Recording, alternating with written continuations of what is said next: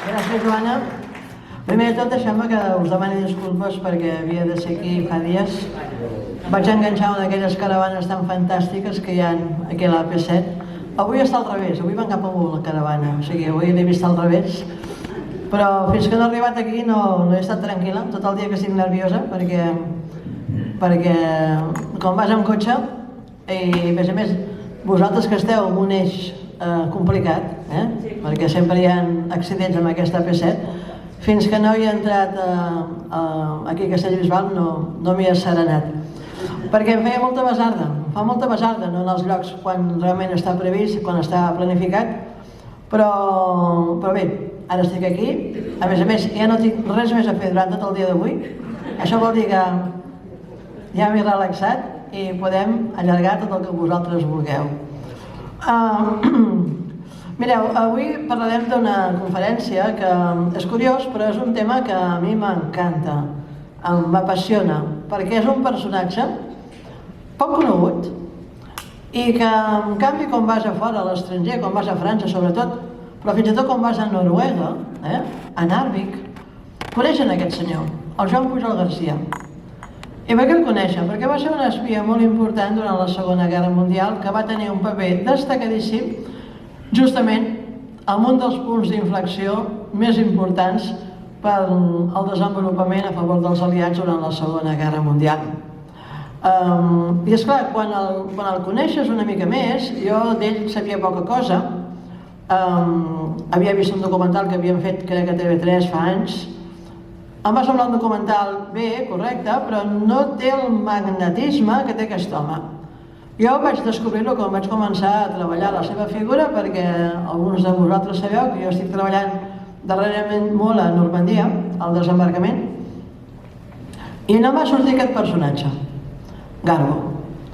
I aleshores vaig començar a rascar una miqueta més amb els arxius anglesos, que és on ens proveïm quan treballem la investigació del desembarcament, i em vaig quedar molt parada perquè, digitalment parlant, hi havia un tomo així gros sobre Garbo. Com és possible que un home català tingui molt més incidència, molt més arxiu, molt més informació a Anglaterra que aquí? A mi això em va sobtar moltíssim, perquè vaig pensar, a veure, qui és aquest senyor? I quan vaig començar a rascar, és que reia sola.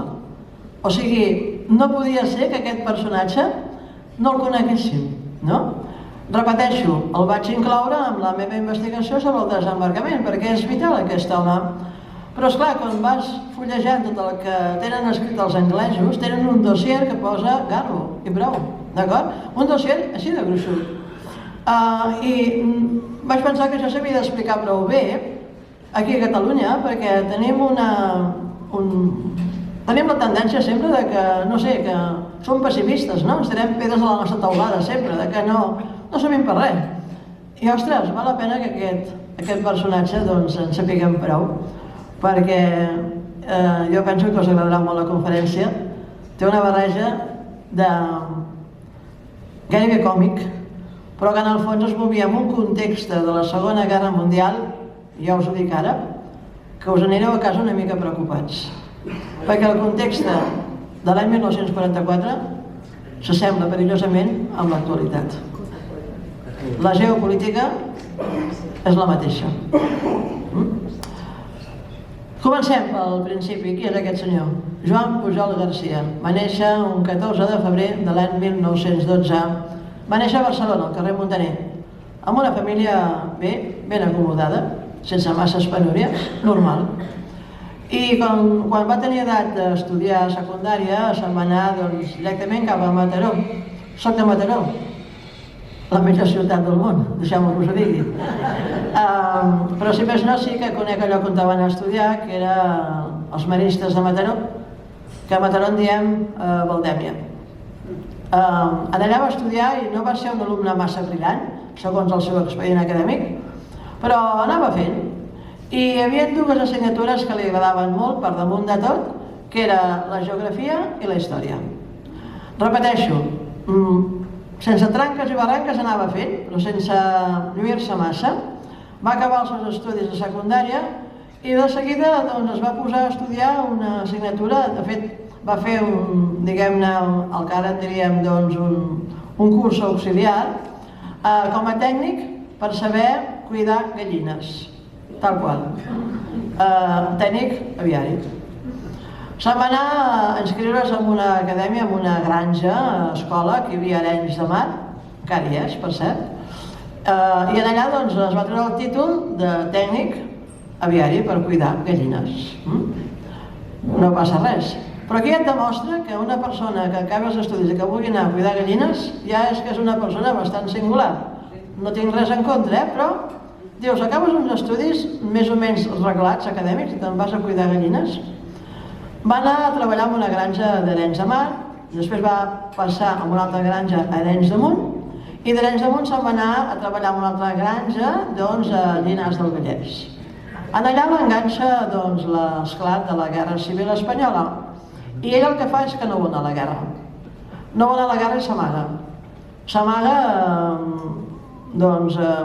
a casa de la seva parella actual, en aquell moment, de la seva novieta, intenta no anar al front, el busquen, el rebusquen, el troben, s'escapa, una sèrie d'aconteixements. La qüestió és que finalment accepten el front perquè l'alternativa és que el posaran a la presó per desertor. I decideix, com a bon supervivent que ja comença a mostrar-se, que va cap al front. Quan va al front, a la Guerra Civil Espanyola, en aquell moment, diguem-ne que tota l'atenció d'aquella guerra està col·locada a la part republicana en el front del Ebre. O sigui que hi va en el pitjor moment de la guerra. És aleshores que ell va directament a la zona de Flix per poder fer el salt per anar cap a la batalla de l'Ebre, ben bé al rovell de l'Ou. Entre Flix i passa a l'altre costat, la Fatarella, a Corbera d'Ebre, està realment en el punt àlgid d'aquella batalla. Allà ell se'n dona compte que allò és una carnisseria, se'n dona compte que allò és, diguem-ne, un escorxador, no acaba d'entendre què hi fan allà, tant ell com tots els soldats que l'acompanyen, perquè veu que aquell govern de la República és un desgavell amb aquest tema. Entén que la batalla de l'Ebre és la darrera esperança d'aquella república per capgirar la guerra, però sap de seguida que el que té davant és un exèrcit que és 4 vegades més potent que el de la república i que allò es perd el temps. Aquest home sempre ha tingut aquesta visió, o sigui, de cara a barraca, si allò no va, no va. I el que va intentar va ser passar-se l'enemic. Allò era perillós, va veure-ho, perquè en aquell exèrcit republicà hi havia els comissaris polítics que vigilaven molt qualsevol deserció. Primer va intentar autolesionar-se, perquè va entendre que si era ferit, podia anar cap enrere a un hospital de campanya i podia guanyar temps. Però se'n va donar compte que la república vigilava molt això. Hi havia metges que qüestionaven qui era un ferit d'una bala de l'enemic o qui era un ferit que s'havia autolesionat. I això ja ho va descartar de seguida perquè va veure que altres nois que havien fet la mateixa pràctica, al veure que era una autolesió, acabaven davant d'un piquet d'execució aquell mateix vespre. L'única solució era passar-se a l'enemic, si volia sobreviure. Per què? Perquè cada dia veia que al vespre cada cop eren menys, cada cop morien més nanos. I quan dic nanos vull dir nanos, o sigui, aquells famosos de la quinta del biberó. I això amb ell el posava molt malalt. Va arribar ben bé davant de la línia que tenien a l'altre costat, poble de Massaluca, amb escenaris de la batalla de l'Ebre. Era una línia paral·lela, veia l'enemic a l'altra banda i veia que eren soldats com ell. I què hi fem aquí? S'ho va mirar, però tenia només una preocupació perquè a l'altra banda, en l'exèrcit franquista, hi havia moros, que deia ell. I va pensar, abans no se n'assabentaran que vull passar en el seu grup, em rajaran aquests, perquè esclar, no parlem el mateix idioma. I estava capficat per intentar fer entendre a aquells que el que volia era passar-se. Finalment es va decidir es va passar directament fent aquella correguda d'aquells 100 metres que hi havia només que separaven les dues línies i va entrar en files de l'exèrcit franquista. Va salvar la vida, no li va passar res, però diguem-ne que no va ser prou convincent i va acabar sent presoner de l'exèrcit franquista. El van portar directament a un camp de presoners en el camp de Deusto, a dalt de tot, no? I allà va veure que també es podia morir. No perquè el matessin, sinó que es moriria de gana. perquè allà havien de menjar herba, perquè allà no repartien menjar. Va veure la misèria humana que hi havia en un camp de concentració franquista. Va témer per la seva vida. I com a bon supervivent que era, va pensar la manera de poder sortir. Va veure que l'església era ben vista per l'exèrcit guanyador i se'n van recordar que ell havia anat a una escola d'hermanos, que deia ell, l'escola Valdemia de Mataró.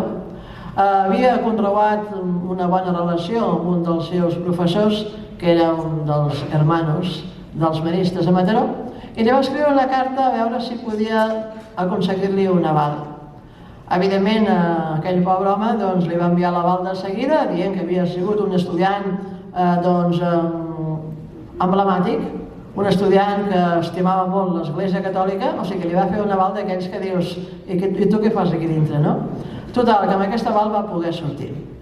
Va poder sortir i va tornar a Barcelona, la guerra ja s'havia acabat i se'n va donar compte que Barcelona, sobretot, era una zona devastada, perquè és que era la zona dels vençuts. Allà ningú podia sobreviure i a sobre havien d'estar en silenci. Era impossible. Era una Espanya exhausta, després d'aquella guerra civil espanyola. No va veure cap tipus de negoci, ni amb les gallines ni amb res. I aleshores va, i com que era un home que sempre buscava noves oportunitats, se'n va a Madrid. A Madrid, allà, se'n va treballar en un hotel de luxe, entre cometes, perquè poc luxe hi havia en aquella Espanya franquista, però sí que era una zona amb la qual hi havia els guanyadors d'aquella guerra, que qui més qui menys feia la viu-viu. O sigui, perquè ens entenguem, diguem-ne que eren els que mercadejaven al mercat negre. O sigui, de gana no en passaven. I treballava en aquest hotel i feia una mica de tot. I com que tenia, diguem-ne, do de gens, no? Es feia amb tothom. En allà coneix a la seva dona, l'Araceli. L'Araceli és una gallega d'armes tomar. Ella treballa en el Ministeri de Comerç, amb aquella Espanya franquista, i van trobant maneres de poder relacionar-se amb la gent del règim. Hi ha un moment en què ell estant en l'hotel, que fa una mica de tot, repeteixo, doncs eren unes, diu textualment ell, unes senyorones franquistes que volen beure whisky del bo, i això a Espanya no existeix, ni tan sols pels guanyadors.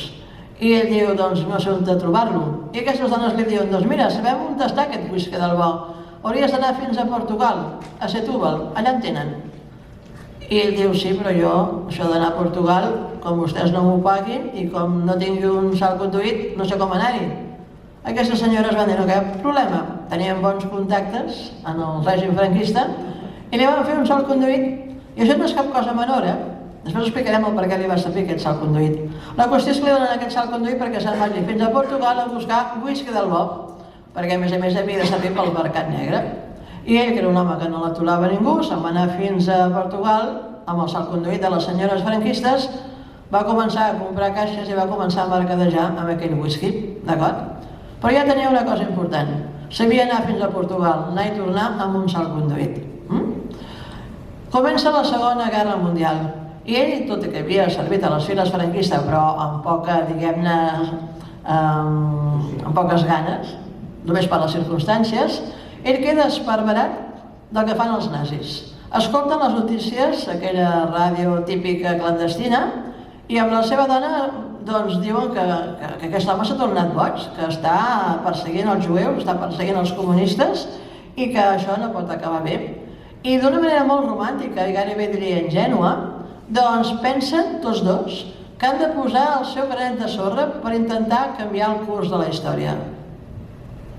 Aquí ja demostren que realment o il·luminats, o ingenus, o romàntics, o les tres coses alhora.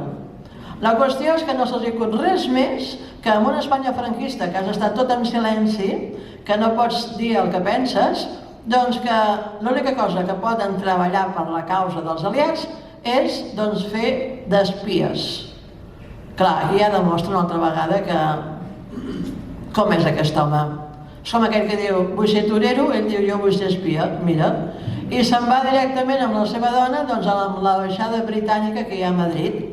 No s'ho va preparar gens. Només va entrar allà i va dir, vull ser espia a favor dels aliats. Diu les seves memòries que no va passar de la telefonista. M'ho crec, perquè esclar, aquí és que t'agafa en sèrio, anant amb aquest argument tan romàntic, però tan poc creïble i a la vegada tan poc realista. La qüestió és que surt amb la cua entre cames de l'ambaixada britànica i la seva dona, que l'espera fora, diu: com ha anat? Diu: malament. I la dona li va dir: home, doncs saps què? Diu: hauríem de fer alguna cosa més ben preparada. Potser, per arribar aquí on volem arribar, no hem d'anar amb el camí curt, sinó que hem d'anar pel camí llarg. I ell li diu: i què vols que fem? Doncs potser caldria anar a l'ambaixada alemanya, dir que vols ser espia dels alemanys, i quan sigues a dintre tornes un altre cop a l'ambaixada britànica, però ja tens, diguem-ne, un argument a favor teu, que és que els proporcionaràs que tu ets contraespia. Sort de la dona, La qüestió és que ell va dir: doncs potser sí que tens raó. I se'n va anar, doncs, a l'ambaixada alemanya a Madrid. Aquest cop ja s'ho més ben preparat, va explicar que havia estat en les files franquistes, d'acord? Va obviar que havia sigut presoner. Va començar a elogiar Franco i també Hitler, i que realment ell admirava Hitler, admirava els seus discursos, admirava la seva bravura, sobretot per defensar la causa nazi, i que creia molt que podien salvar el món de tots aquells esbirros, deia, de comunistes, de jueus, que aquí a Espanya ja se'ls havien carregat amb els reis catòlics, d'acord? O sigui, què va passar? Doncs va poder superar la telefonista alemanya i va anar a parar amb una secretària de l'ambaixada. Aquella secretària també s'ho va passar tot, va veure que era un home que encandilava una mica, era una miqueta com un encantador de serpents, i aquella doncs ha vist amb una altra, i per primera vegada entren en contacte amb un peix gros de l'ambaixada. Un que li diu: mira, perquè em coneguis, jo sóc el Federico. Però no me'n dic, li va dir, però és que aquí, com fem d'espies, ningú diu el seu nom real. I va dir: molt bé. Li explica què vol fer. Li torna a repetir les alabances de Hitler, dels nazis, de la seva política, del per què han de carregar-se els jueus, etc. I el Federico se'l mira i diu: no sé, hauríem de posar-te a prova, perquè, esclar, saps parlar molt bé, però una qüestió són els fets, l'altra cosa són les paraules, aviam com ho fas, això. I què fa? Doncs diu: doncs mira, et posarem a prova.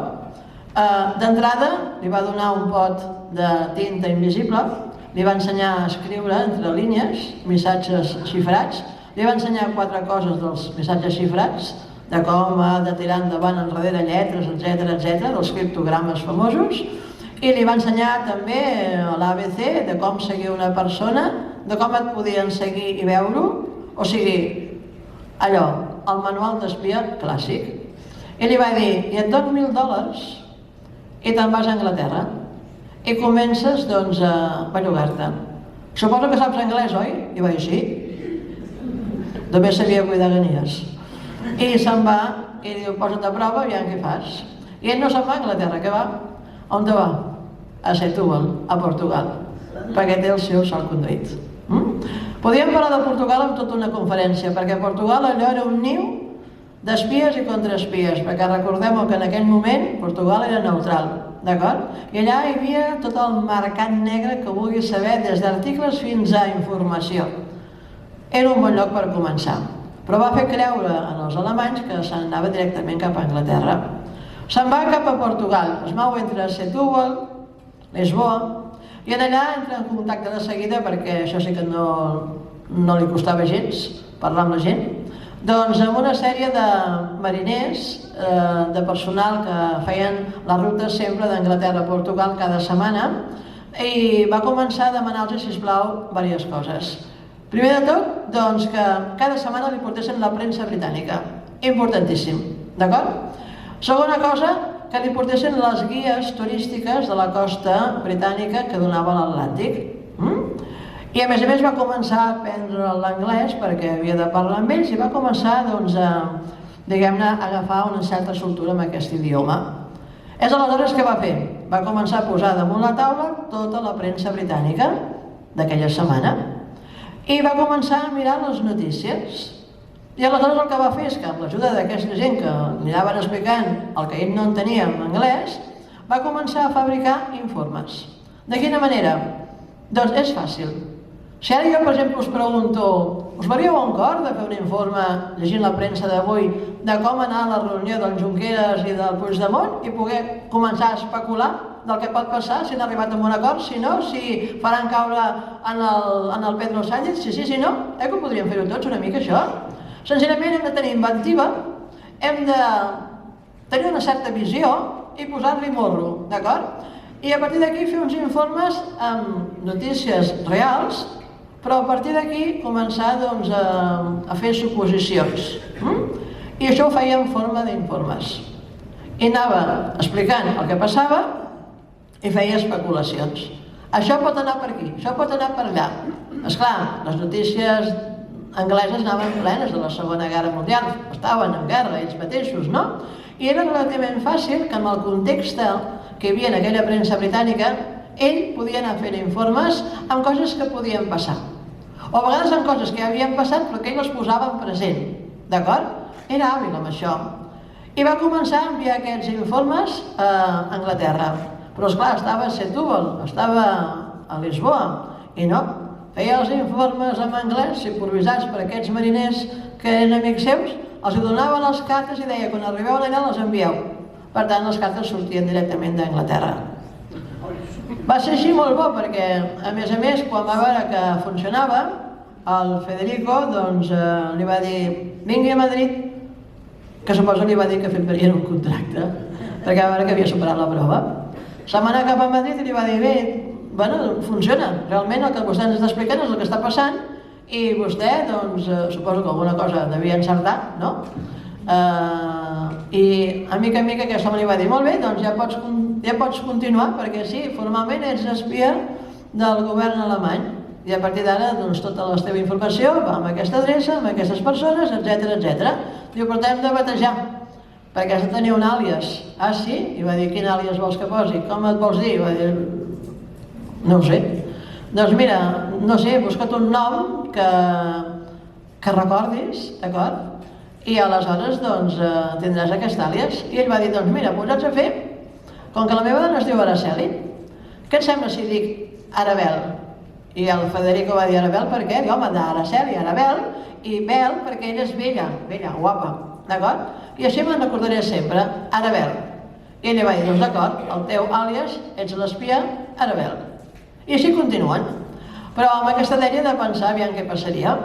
I va continuant fent aquests mercadets des de Portugal, cada dia té aquesta gent, i comencen a bellugar-se. Mirem algunes imatges d'aquest amic nostre. Aquí tenim el Joan Pujol Garcia, a Barcelona. I aquí tenim la seva dona, l'Araceli, una donassa. Aquí el tenim. I veiem com començava la Segona Guerra Mundial. Tot plegat va fer que s'hi va posar en sèrio, amb això d'anar enviant informes, li va agafar gust, i va haver un moment que l'MI5 britànic va interceptar alguns dels seus missatges i va dir al tanto que aquí tenim un espia alemany aquí a Anglaterra. L'hem de buscar i l'hem de liquidar, perquè està enviant molta informació. El busquen fins que el troben. Quan el troben es queden esparverats perquè ell diu, aviam, jo ja vaig venir amb vosaltres i em vau dir que no. I al final he fet el camí més llarg per arribar allà on volia arribar. Ara tinc, diguem-ne, un valor afegit que abans no tenia, perquè ara estic posat a dins l'engranatge del servei d'espies alemanys. És on volia arribar, realment. Soc un contraespia. I va dir, però sabem que tens molts informadors. Sabem, segons els informes que ens han filtrat, que tu tens fins a 27 informadors que treballen per tu. I és cert, ell que havia fet per, diguem-ne, convèncer el Federico alemany, va dir que tenia, un netejabotes, tenia un director d'hotel, tenia un capità de barco, tenia 3 mariners, tenia 2 prostitutes, tenia 2 noies que treballaven en un club nocturn, fins a 27, d'acord? I és aleshores que això era tot fruit de la seva imaginació per vestir que ell era realment un bon espià. I ho va fer-ho tan bé amb aquests 27, Mira, els tenim aquí, crec que ara sortiran. Aquí surt la seva fitxa, professió espia, tant ell com la seva dona. I aquí veiem aquesta xarxa de confidents, fins a 27, d'acord? Això ell ho envia, evidentment, a Alemanya, s'ho creuen, veuen que realment està ben vestit de la seva informació, que això confirma que sempre està enviant una informació fidedigna i completa, però què fa? No n'hi ha cap de real, se'ls ha inventat tots, tots són de la seva imaginació, però què fa? És que cobra de tots, català havia de ser, I llavors sempre passa les despeses dels 27 directament cap a Berlín i aquests li paguen el que li donen, no? El que diu, jo he d'alimentar, jo he de pagar aquests confidents, per tant vostès m'han de pagar a mi perquè els hi pugui pagar amb ells. Però hi ha un moment que quan comencen a haver-hi problemes amb els alemanys amb un tema de vaixells a Malta, els alemanys li retreuen amb ell. Ei, això de Malta no ens ho has explicat a temps, quan ens ho has dit ja havia passat. I ell va dir, saps què passa? Diu que el meu informant del sector de Malta estava malalt i es va morir. I els envia a l'esquela, cosa que no era veritat, clar. Els envia a l'esquela i demana diners per l'enterrament. I li paguen. I llavors a sobre té la cara dura de dir, ara la pobra viuda, que no té feina, l'ha inserit en la meva xarxa de confidents, per tant tornem a ser 27. O sigui, va cobrant de tothom quan realment només és ell sol. Això demostra la capacitat d'engany que tenia aquest home. Tornant a l'Ou Britànic li diu, quan el veuen que l'enganxen, que és aquest espia, doncs l'agafen presoner perquè no se'n fien massa d'ell, el troben a Portugal, no entenen res, no saben què coi està passant, qui és aquest home, si realment ha muntat aquesta mena d'escenari tan fals, és que no s'ho poden arribar ni a creure, que tota aquesta envergadura de missatges amunt i avall només corresponguin a aquest home, que a més els diu que ja hi havia anat, que si no era espia britànic és perquè ells no havien volgut, no? L'agafen presoner durant una setmana, 10 dies, intentant averiguar qui coi és. Finalment hi va haver l'un de l'MI5, que també és molt famós, que es diu Harris, que tampoc se'n diu, però que van fer realment una bona amistat, perquè el Harris el va a veure, el tenen presoner en una habitació de l'hotel, no es pot ser un pas, però d'allà no pot sortir. I aquest li diu, aviam, torna-m'ho a explicar tot això, i ell li explica una altra vegada, i li explica fins 3 vegades seguides, perquè aquest vol veure si té cap fissura amb el que li explica, però li explica la veritat tota l'estona. I llavors el Harris li diu, mira, això no és de broma, tu vols ser ara un contraespia, però això és molt perillós, perquè et podem matar ràpidament. El món dels espies no és tan romàntic com tu et penses, d'acord? Has de tenir coses que tinguin un valor per nosaltres, si no, no ets res, d'acord? I ell intentant convèncer que sí, que volia treballar pels aliats. I ell diu, d'acord, sí, molt bé, diu, però, aviam, tu tens 27 informants, posaries la mà al foc pels 27? I ell diu, i tant. Diu, i te refies de tots? Diu, de tots. I com ho pots assegurar-ho, això? I va dir, perquè sóc jo. Com que ets tu? I li va dir, és que tots són inventats. I vols li explicar el seu sistema. El Harris queda bocabadat. I diu, doncs fa un any que treballes enganyant els alemanys amb coses que te les has inventat? I va dir, sí. I li va dir, doncs, noi, m'acabes de convèncer. Et dius Arabel pels alemanys, però el teu àlies, pels aliats te'l poso jo. Et diràs Garbo, perquè la Greta Garbo al teu costat queda curta. Així comença la història de Garbo i el Harris. Impressionant. Va ser així doncs que aquesta fulleta només, que està en els arxius britànics, que hi ha la firma del Harris, famós, amb el qual doncs, li fa el seu contracte d'espia doble. Però li diu, al tanto, perquè això és molt perillós, perquè jo sempre he de saber, he de tenir la certesa que tu treballes per mi. Si tinc la sospita que fas un doble joc, no duraràs ni 24 hores, acabaràs en el canal de la Mànega. Ell sap que això és veritat i per tant comença a treballar donant-los peixet als alemanys, però treballant sempre pels aliats. I llavors sí que se'n va de Portugal cap a Anglaterra. Ara ja és oficial que és una espia dels aliats, però també és una espia dels alemanys. A partir d'aquí, doncs, comença, evidentment, la Segona Guerra Mundial ja ha arrencat i Garbo, Arabal, està en aquell context històric d'aquella Segona Guerra Mundial. Però per entendre el seu paper, us he d'explicar una miqueta el que va ser aquesta guerra. Què hi va passar? Sí, estem tots aquí. Mireu, dalt de tot tenim a Hitler, no cal que el presentem, tothom el coneix. Al costat tenim a Winston Churchill, una peça importantíssima, amb tot plegat. Després entendrem qui era aquest senyor. Al costat tenim a Stalin, rus, també ho coneixeu tots de sobre. A baix tenim a Hirohito, el japonès, i em direu, i què hi pinta aquí? Estem parlant de la Segona Guerra Mundial, Aquí estaven tots posats. Més al costat tenim el Mussolini, que també el coneixeu, que també es va apuntar a la festa ràpidament, i després a l'altre costat tenim el president dels Estats Units, que en aquell moment era Roosevelt. Tots presentats. Parlem una miqueta de Hitler, perquè Hitler, senyors meus, va guanyar les eleccions, no sé si ho sabeu. Hitler va començar malament, va fer un cop d'estat, i no li va sortir bé. El famós cop d'estat de la cerveseria de Múnich.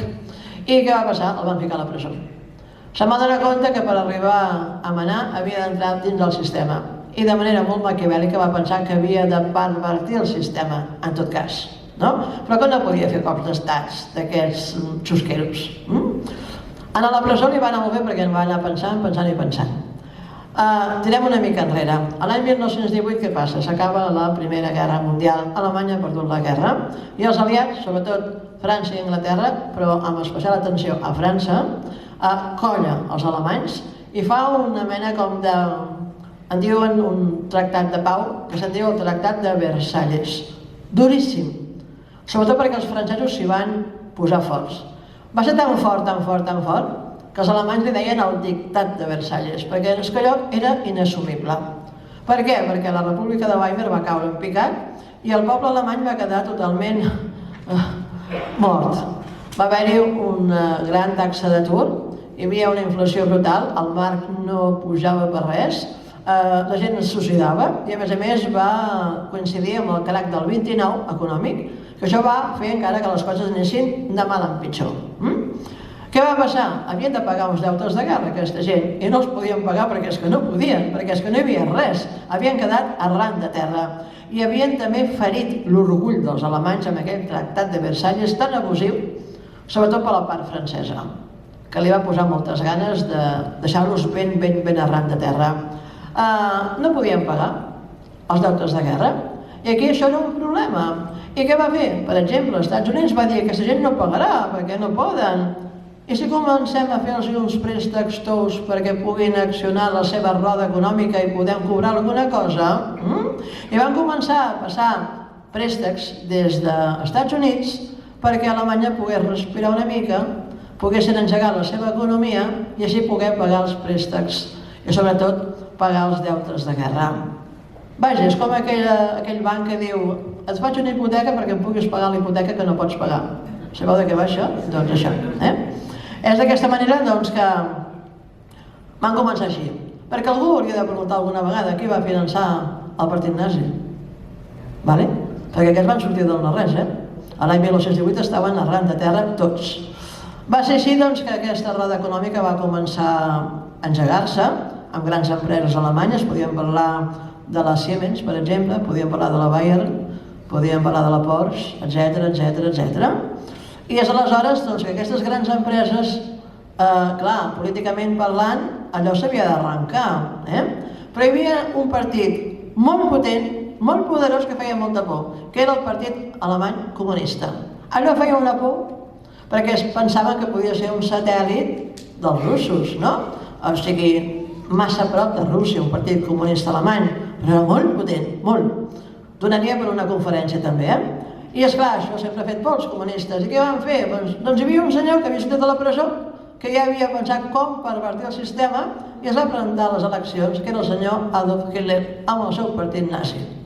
Aquest feia poca por, perquè, diguem-ne que no era comunista i més o menys el podien manegar les èlits econòmiques que començaven a rodar gràcies als diners que venien dels Estats Units amb aquests crèdits tous. Va ser d'aquesta manera que es van convocar eleccions, però abans hem d'explicar que Hitler tenia una oratòria brillant. A més, deia el que els alemanys volien escoltar. Havien estat tan trepitjats que aquest home els deia de tot per pujar la moral. que no ens poden enfonsar, que el que ens diuen que paguem no ho pagarem mai, al contrari, perquè aviat els sotmetrem nosaltres amb ells. Aquell tractat de Versalles, allò és inassumible, els hi tornarem la pilota, etc. I esclar, tota aquella gent va començar a pensar, carai, tu, aquest tio diu el que volem sentir. Era un discurs molt populista. L'ultradreta fa sempre aquest discurs. Vagi per endavant, d'acord? Tot plegat va fer que es van trobar en el camí dues persones que allò va canviar el curs de la història. Hitler i un altre personatge important, Joseph Goebbels. Goebbels va ser el seu cap de campanya, era el que feia la posada en escena d'aquest home. Per cert, la setmana que ve estarem una pel·lícula de Joseph Goebbels, aneu-la a veure, perquè un home tan pèrfid, tinc moltes ganes de veure com fan la pel·lícula. Goebbels va veure Hitler i va dir, aquest home sap el que diu, però li falta un altaveu. El van a veure i li va dir, miri, vostè és el Messies, pel que explica, però li falta el profeta, jo seré el seu profeta. I s'ajunten i comencen a posar bonic el que ell diu. De quina manera? Doncs Goebbels, que és un gran professional dels mitjans, de seguida diu que han d'intentar acaparar el quart poder, que és la premsa, per exemple. Ell és el que diu sempre que una mentira, si la diu 100 vegades, allò es converteix en una veritat.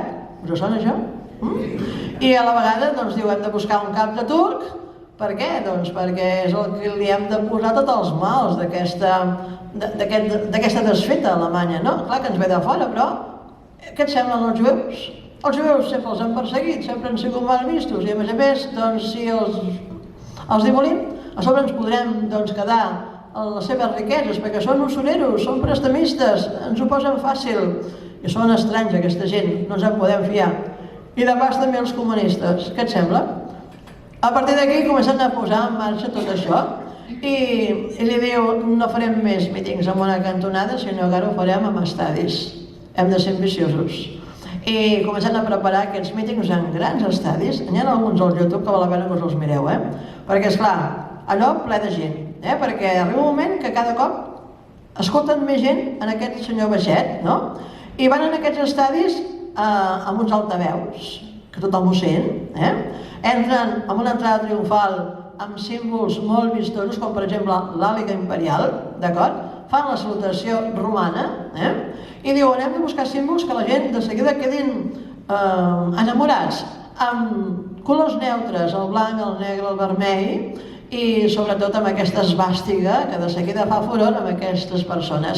I Hitler fa un discurs assessorat per Goebbels, amb el qual diu el que els alemanys volen sentir, que no estaran mai més trepitjats, que han de ressorgir de les seves cendres, que són l'au fènix i que el món serà seu en pocs anys. És aleshores que, a més, Goebbels va més enllà encara i li diu, a més, podem fer una cosa, perquè aquí només te sent la gent que et ve a veure i prou, i no són suficients. Tota Alemanya t'ha d'escoltar. I què fan? Posen en marxa una campanya per vendre ràdios a bon preu. Sí, ràdios. I tothom té una ràdio a Alemanya. I quan Hitler fa el discurs ho sent tot el país. Doncs no ens estranyem que amb aquesta història el seu discurs sigui tan transversal que vota Hitler tant els grans de dalt, o sigui els de les grans fàbriques, perquè veuen que aquest no és perillós, perquè el comunista sí que ho serà, perquè hauran de, diguem-ne, col·lectivitzar les fàbriques si guanyen els comunistes, cosa que no els interessa, i en canvi aquest senyor, doncs mira tu, ens mou la cosa, no? I entre una cosa i una altra, doncs Hitler guanya les eleccions, més que guanyar-les, diguem-ne que suma prou, perquè no les guanya per majoria, però sí que suma prou. L'esquerra, com sempre, no es posen d'acord i, per tant, ell pot ser canceller en l'any 1933 amb el seu partit nazi. Ja ho té. És aleshores que fa una cosa molt intel·ligent, que és que de seguida es mira les estructures de govern i en la judicatura hi posa sempre jutges nazis del partit. Perquè si els jutges manen, ja ho té. Ho sabem prou de sobres, això a casa nostra, i que sí. Tot plegat fa que de seguida aquests jutges què li fan? Doncs que li donen carta blanca perquè faci el que vulgui. El que vulgui al carrer. Això vol dir que comença a estomacar qui vol al carrer i ningú li diu res. Això vol dir que comença a perseguir els jueus al carrer i ningú li diu res. Estem parlant de l'any 1933, 1933. Per tant, els jueus ja anaven malament en aquella època i van començar a requisar tots els comptes dels jueus, etc. I els comunistes també. És d'aquesta manera que cada cop agafa més força. Els aliats, bé, s'ho miren de lluny, no el veuen perillós, perquè el Partit Comunista, que és el que els fa por de veritat, està ben cau, no? I és aleshores que el deixen fer. Són miops. Però llavors Hitler ja en el poder té molt més, diguem-ne, eines per poder controlar les coses, amb la judicatura sempre al seu favor, a més elimina qualsevol dissidència que pugui tenir dintre i a fora. I és aleshores que comença a posar a prova els aliats. De quina manera? La primera cosa que fa, en el Tractat de Versalles li havien prohibit anar cap a Renània, que era una regió molt important d'Alemanya, on hi havia mines i on hi havia un gran valor amb la matèria prima. I ell, sense fer cas del Tractat de Versalles, va i es queda a Renània. Ara ningú diu res. Per què? Doncs perquè els aliats sabien que el Tractat de Versalles havia sigut massa dur. I en el fons volen compensar aquella duresa i fan els ulls grossos amb el tema de Renània. Deixem-el. També el Tractat de Versalles deia que no es podia rearmar, que no podia crear un exèrcit. I ell ho fa. A mica en mica, amb ajuda de la Siemens, amb ajuda de la Bayer, doncs comencen a finançar un exèrcit. Comencen a rearmar un exèrcit molt potent, molt modern, i sobretot també amb les comunicacions. Els aliats no diuen ni mu. Ell va dient, estan tolerant que jo em salti el Tractat de Versalles. Anem bé. La següent cosa que fa, va i annexiona Àustria. Això també donaria per una conferència, perquè els austríacs estan supercontents de ser del Tercer Reich i se'n van amb Hitler, de bon grat. Evidentment, Hitler es queda totes les seves divises, m'enteneu? I els aliats diuen, bueno, van perquè volen, ja s'ho faran, d'acord? Comença la Guerra Civil Espanyola i el senyor Hitler, saltant-se el Tractat de No Intervenció Europea, doncs ajuda directament a Franco amb la guerra, fent que la guerra sigui un gran laboratori de proves del seu armament, sobretot la Legió Còndor amb els seus Stuka. És aleshores que els aliats no li diuen res tampoc. Se salta el decret de no intervenció, però no li diuen res. Per què? Perquè en el fons ja els està bé, perquè la República Espanyola depenia massa de Rússia, era massa comunista, i si aquest ajuda a Franco perquè guanya la guerra, doncs ja ens està bé. M'enteneu? És una apreciació, podríem discutir d'això, Això és un tema com per parlar-ne amb un bon cafè al davant, La qüestió és que no li diuen res, però miops, perquè la Guerra Civil Espanyola serveix per un laboratori de proves pel que vindria després. No li diuen res. És aleshores que s'espanten quan fa el següent moviment. Això és com un taulell d'escacs, ja us en doneu compte? I aquest següent moviment és important, perquè en plena Batalla de l'Ebre, doncs Hitler diu, vull un tros de Txecoslovàquia. I els aliats li diuen, com? Un tros de Txecoslovàquia, que són germànics, els sudets. I li van dir, home, els austríacs ja han vingut a bon grat, però Txecoslovàquia és sobirana. No te la pots quedar així com així.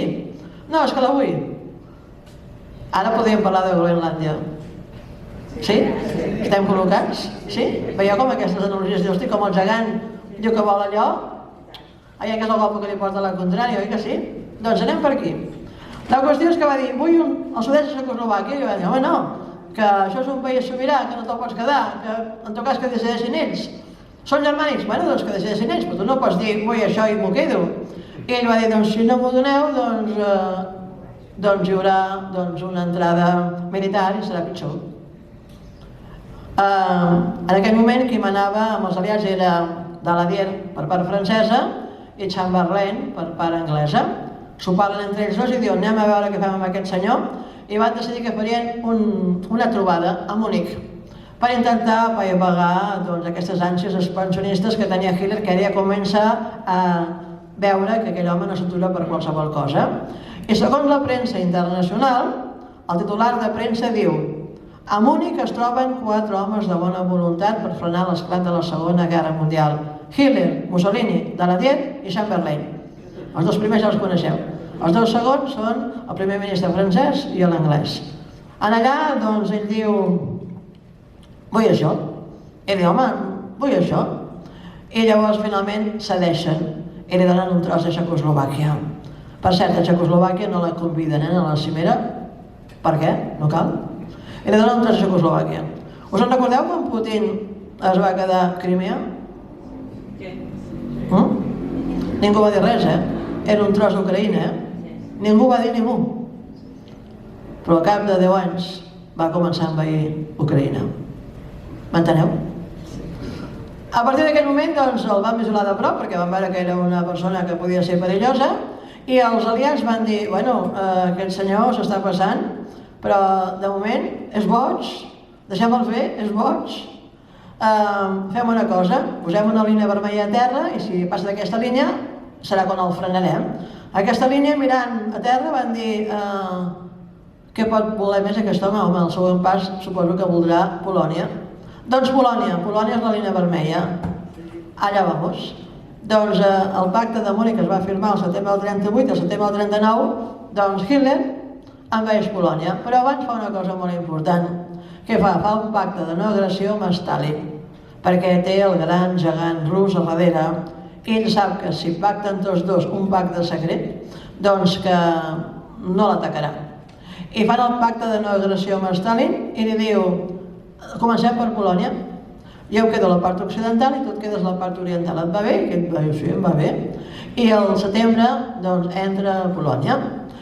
De seguida, ja sabem tots com va començar la cosa, de mal a fatal i de fatal a pitjor, Varsòvia i tot plegat, i els anglesos i els francesos diuen, doncs ha passat la línia vermella. I això passa l'1 de setembre i el 3 de setembre, 2 dies més tard, li declaren la guerra formalment. Hitler es fa un fart de riure i diu, aviam, aquest tema d'una Europa oriental, a vosaltres què us va i us ve? És un tema meu. Vindreu fins aquí a defensar els polonesos, vosaltres, que no? Doncs aquest paper per mi és paper mullat. I se n'en riu. Per cert, una cosa important també, es fiquen o sigui, declaren la guerra només a Hitler, però no li diuen res a Stalin. Curiós això, També en podíem parlar un altre dia d'això. Per què focalitzen aquesta declaració de guerra només amb Hitler? D'acord? La qüestió és que se n'en fot i diu... Total, que els aliats diuen, doncs aquest home va de veritat, I els sorprèn. Per què? Doncs perquè de seguida se'n va de Polònia, Stalin en té prou, amb aquella amitat, no fa res més, però les ànsies expeccionistes de Hitler són superlatives, i de seguida se'n va cap a Dinamarca, Lisplats, i se'n va directament cap a Noruega, Lisplats. Quan arriba a Noruega els britànics s'emprenyen. Per què? Doncs perquè a Noruega hi ha un tràfic en el Bàltic, un tràfic marítim important pel petroli i pel ferro, i veuen que allò pot fer perillar les seves ànsies econòmiques. I els britànics envien de seguida soldats britànics a defensar el port de Narvik.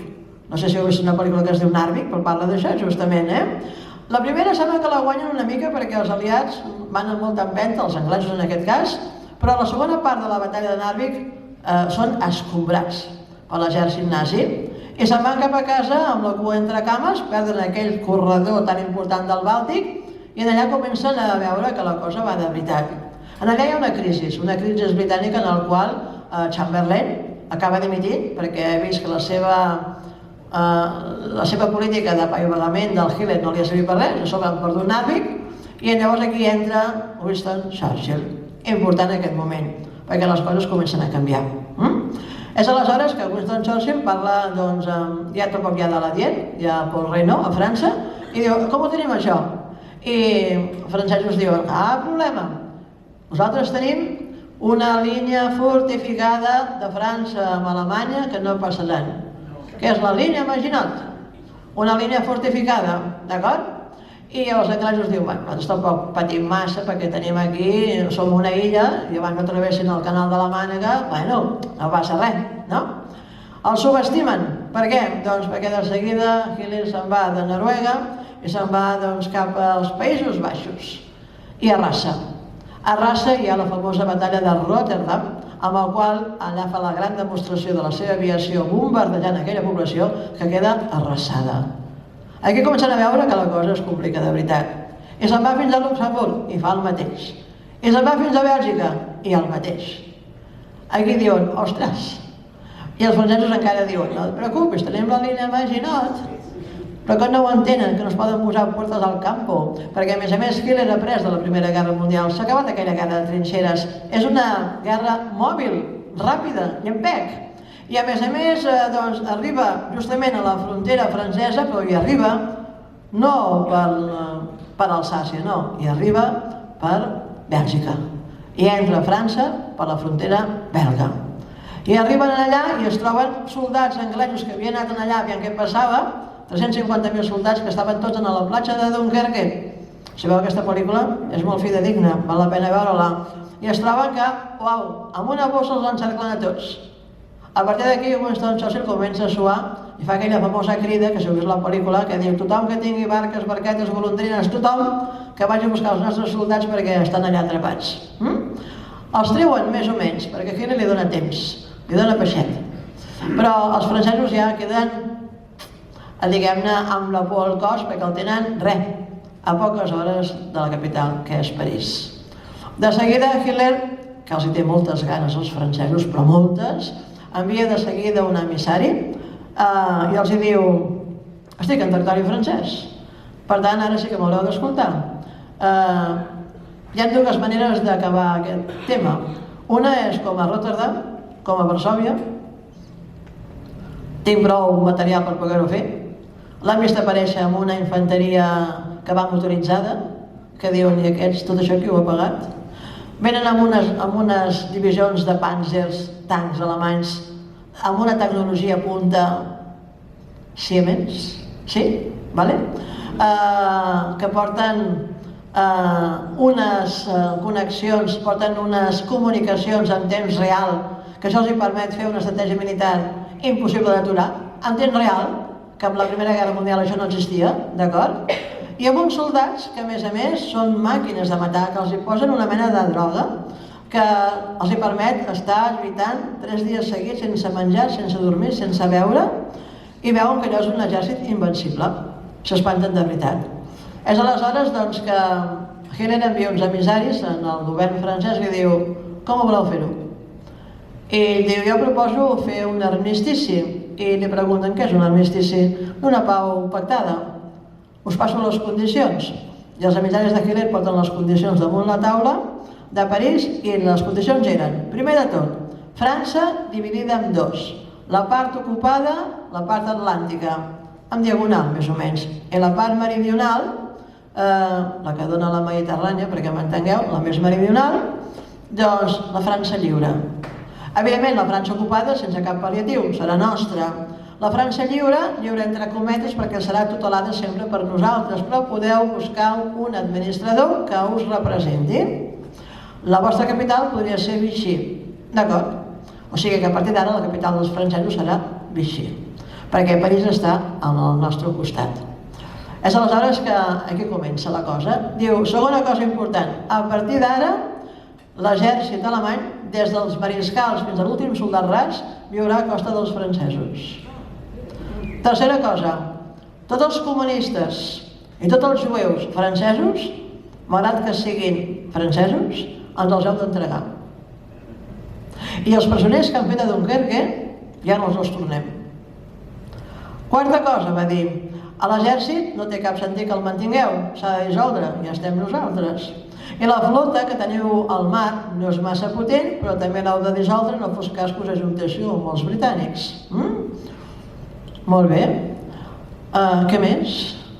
Doncs podríem parlar de les colònies. Quines colònies? Les colònies que teniu en el tercer món. Quines colònies tenim?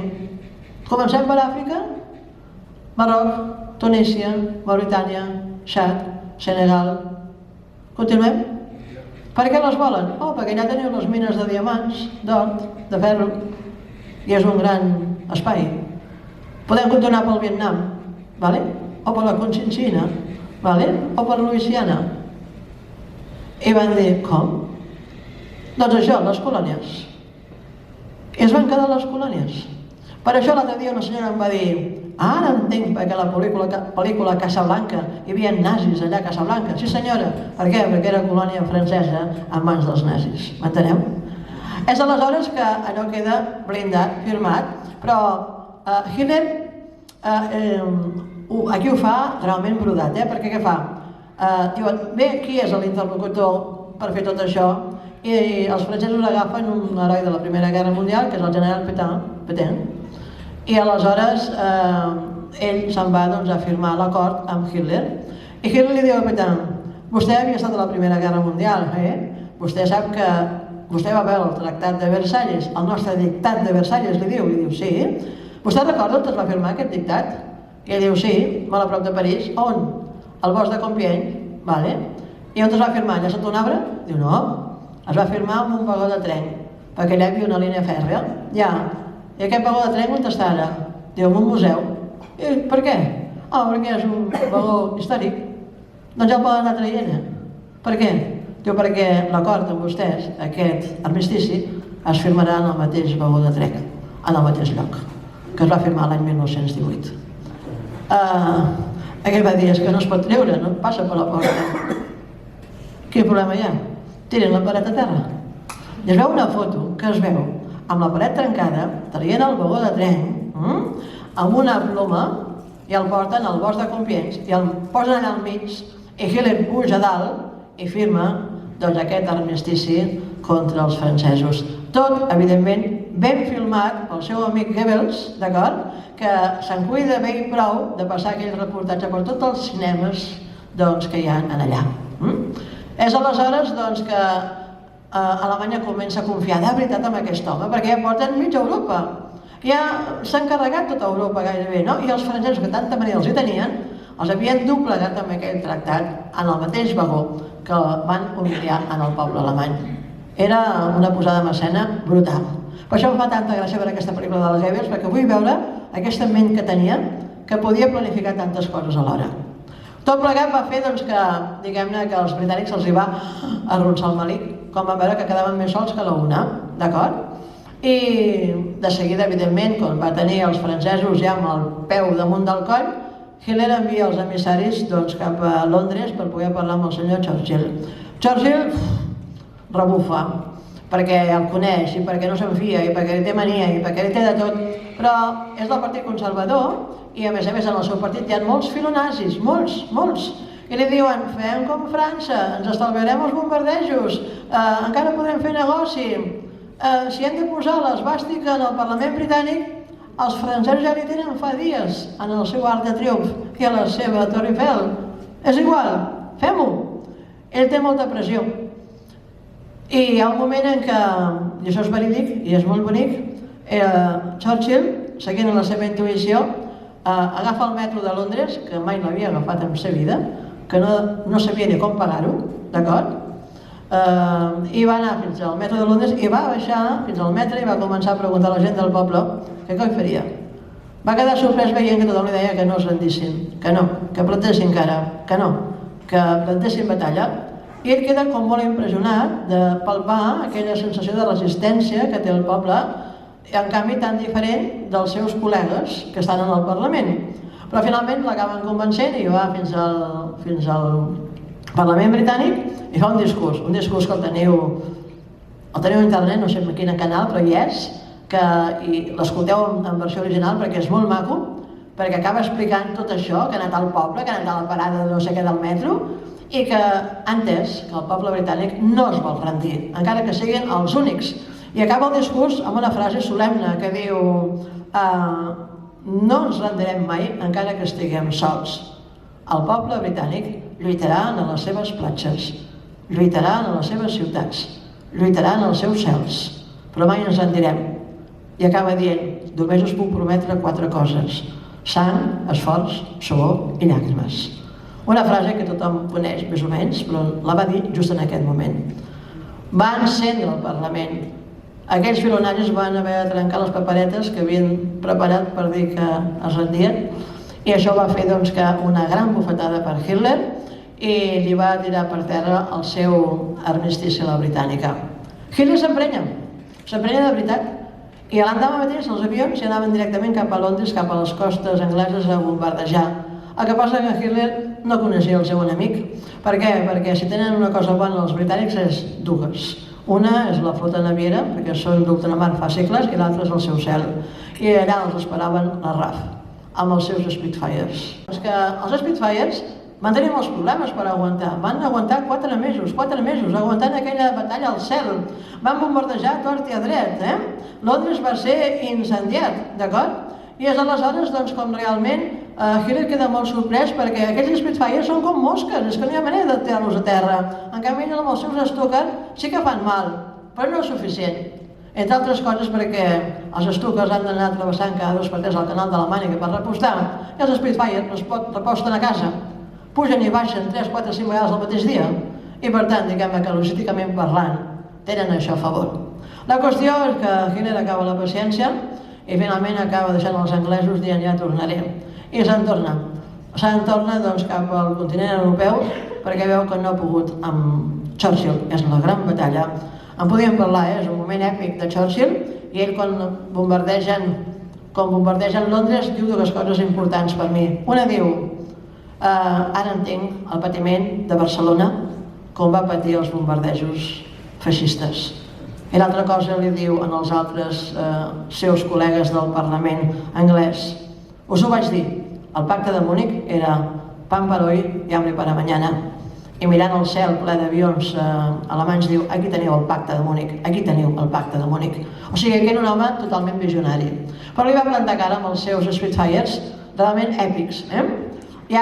Faig un petit incís, amb aquests RAF hi havia uns pilots polacs que val la pena que els esmentem, que van venir de Polònia, superbons. Els pilots polacs de la RAF van ser determinants per aguantar aquell cel a favor dels anglesos. Tot plegat que Churchill torna emprenyat com una mona, i no sé si és per això o per què, la qüestió és que se li va l'olla. I què passa? Doncs que tot està bastant complicat, perquè el món està... Churchill, malgrat aquesta victòria, està més sol que la una, d'acord? Li pregunta a Roosevelt què pot fer, i Roosevelt li diu, ja t'ho faràs, és una guerra del vell continent, és cosa vostra, si vols ja et faré préstecs perquè puguis comprar avions, etc, però ja us ho fareu, Què passa? Doncs que Mussolini de seguida diu, home, ara que tenim a Anglaterra ben arraconada perquè està sola, ja que tu t'has quedat les colònies franceses, jo vull les colònies angleses. I diu, i què vols? Home, el canal de Suez no estaria malament. I llavors l'Hirohito, que està aquí, al final, que estava allà a l'altra punta del món, que tenia unes guerres amb la Manxúria i poca cosa més, tenia un lema que sempre deia que Àsia ha de ser pels asiàtics, estava en contra del colonialisme. I va dir, home, doncs ja posats a fer, doncs jo també vull unes colònies angleses. I Hitler li diu, i què vols tu? La joia de la corona, la Índia. El món estava en venda, us adoneu? Tot plegat va fer que Hitler va començar a entendre que hi havia un eix molt clar, que era Berlín, Roma, Tòquio. D'acord? Això ho ha de tenir molt clar, aquesta línia. És aleshores que Hitler està emprenyat amb Churchill i què fa? No pot. I llavors, o per això, o perquè li falta petroli, o perquè no se'n fia, o perquè es torna boig, doncs trenca aquell pacte de no agressió amb Stalin i apunta els canons cap a Rússia. I Rússia es converteix en enemic de Hitler. Stalin no s'ho creu, era que li ha pagat aquest, no? I a més, Hitler fa una cosa que toca el voleviu de Stalin perquè no se'n va cap a Moscou, no, se'n va cap a Stalingrad, que és la ciutat de Stalin. Ostres! I què passa? Doncs que aquí cau a la seva tomba. Que no se'n recorda Hitler de Napoleó? No se'n recorda que a Rússia hi ha molts russos? No se'n recorda que fa molt de fred? Per favor! I és aleshores que aquí comença la seva baixada en picat, perquè no hi arriba tot. I en aquell moment comença a tenir problemes per mantenir Àfrica, perquè no té prou soldats, perquè és que porten 2 anys de guerra i perquè el front oriental és molt potent. Heu de mirar la pel·lícula Stalingrad o llegir el llibre. És espectacular allò. El setge de Stalingrad és espectacular. Per tant, a partir d'aquell moment, Hitler comença a perdre vols i esquelles. D'acord? I Stalin, que s'ha sentit ultrajat i diguem-ne que ha vist que ha canviat de bàndol aquest, Diu, me'n vaig amb Winston Churchill. La gràcia que li va fer a Winston Churchill tenia al costat de la taula un comunista com Stalin, clar. Però esclar, allò que diem, la política té parelles ben divertides a vegades. I a més no estaven sols. Hi havia el Charles de Gaulle, francès, que havia decidit passar la resistència francesa i personificava la seva resistència francesa amb la seva figura. Charles de Gaulle i Winston Churchill no es parlaven, se les tenien, perquè evidentment segles i segles sempre hi ha hagut guerres entre francesos i anglesos. I quan s'emprenyaven molt, Winston Churchill, doncs fent al·legoria del seu humor britànic, deia: aviam, senyor de Gaulle, li he de recordar cada 5 minuts qui va calar foc en la seva Joana d'Arc? Vam ser nosaltres, O sigui que, calladet. A partir d'aquí, allò és una taula que, vaja, s'ho passaven bé. I a sobre va i li posen l'Stalin ja per acabar-ho d'adobar, no? És aleshores doncs, que la cosa es complica. Quan? Perquè al cap de 6 mesos més tard, si no volies una gran festa, encara en faltava una altra, que és que Hirohito, doncs, que sempre deia que feia aquella boca que deia doncs, que Àsia pels asiàtics, doncs no se li acudeix res més que anar a atacar la base militar americana que té a Hawaii, que és Pearl Harbor. Déu meu senyor. No sé si heu vist la pel·lícula de Pearl Harbor, però val la pena, perquè allò, aquests avions que van baixant tots, els americans es queden garrativats, perquè li esfonsa tota la flota americana que hi ha a Pearl Harbor. Tota és tota. I es queden garrativats en estat de xoc. Però què ha fet aquest boig? I llavors què passa? Que esclar, desperta el gran gegant. I és aleshores doncs, que Roosevelt diu: ara sí que vinc, i tant que vinc, perquè aquest m'ha atacat les meves bases militars. Ja sé, a l'eix és Berlín, Roma, Tòquio. Roosevelt ha de fer una gran feina de pedagogia amb els seus votants americans, perquè la sang els diu anar directament cap al Japó. Són aquells que han atacat. Per què hauria d'anar cap a Europa? Però el Roosevelt, amb bon criteri, diu: no, el cap de la serp és Hitler. Ja anirem a buscar els japonesos, ja hi anirem. I tant que hi van. Al final, ja ho sabeu, 2 bombes atòmiques. Us en recordeu? Per tant, ho té tot planificat, I és aleshores que se'n va cap allà, cap a Anglaterra, i comença a veure i diu: mare de Déu senyor, quina taula, amb Churchill, amb de Gaulle, uau, i amb Stalin. Són 3 galls de batalla que aviam com ho arreglem això, perquè és molt difícil tenir ordre amb aquesta taula. I diu: si els americans voleu que us ajudem, he d'imposar unes normes. La primera, posaré una persona dalt de tot damunt vostre, per tant, damunt dels vostres caps de govern, o sigui, vosaltres, i heu de fer cas al que us digui. Si no, no jugo. Si no, no juguem. Ja us ho fareu. Què li accepten? I llavors, qui serà aquesta persona fantàstica? Ni més ni menys que un general que es diu Eisenhower.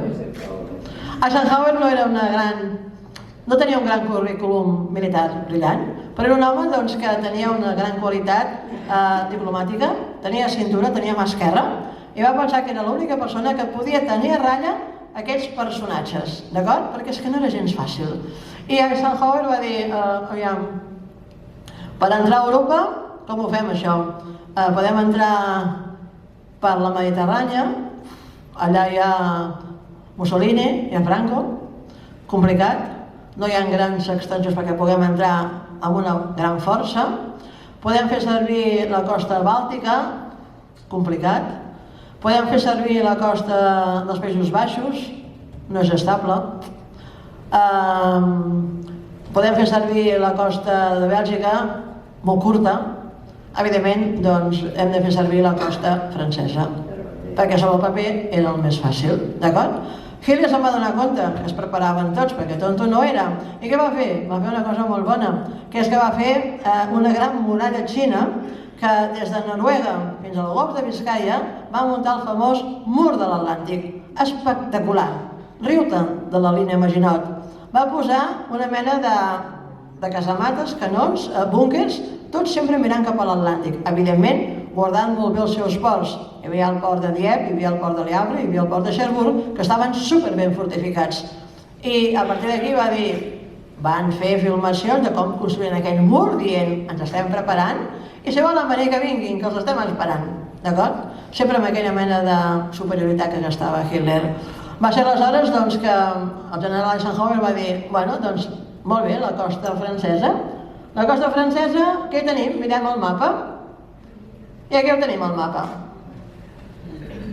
Una miqueta més avall. Es veu bé.